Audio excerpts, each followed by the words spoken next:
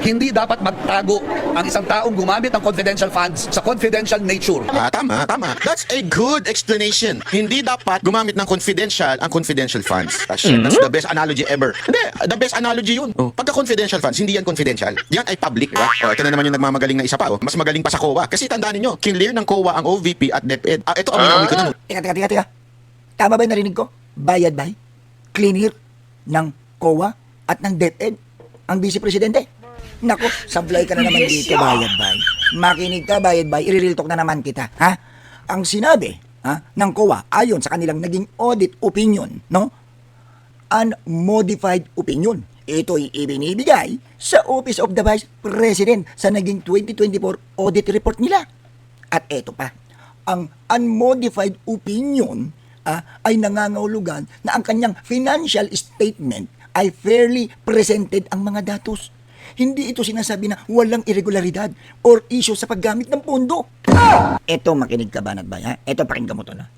May mga lehitimong investigasyon sa pagdinig sa House Committee on Good Government and Public Accountability, no? Hinggil dito sa paggamit ng confidential fund po ni BP Sara, okay? Diyan sa DepEd, no? Na kung siya ay pinuno pa.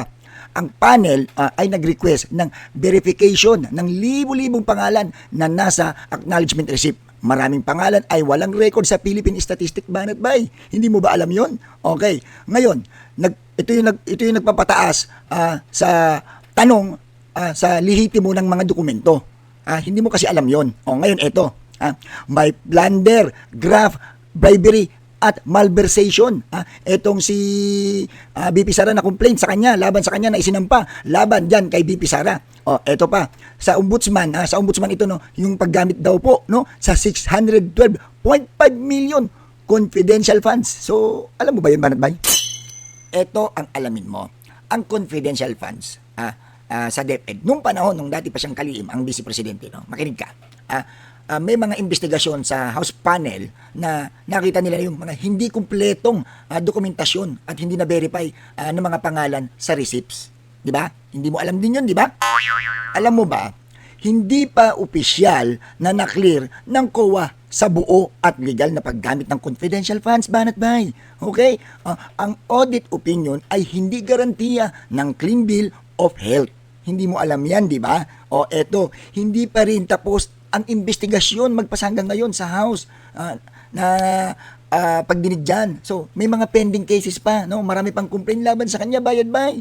Kaya relax ka lang. Masyado ka kasi na putak ng putak. Puro kapalpakan tuloy mga pinagsasabi mo. Dapat ang ginagawa mo, bay, isip-isip muna kasi. Pag-isipan mo lahat ng mga pinagsasabi mo para hindi ka nagmumukhang tanga.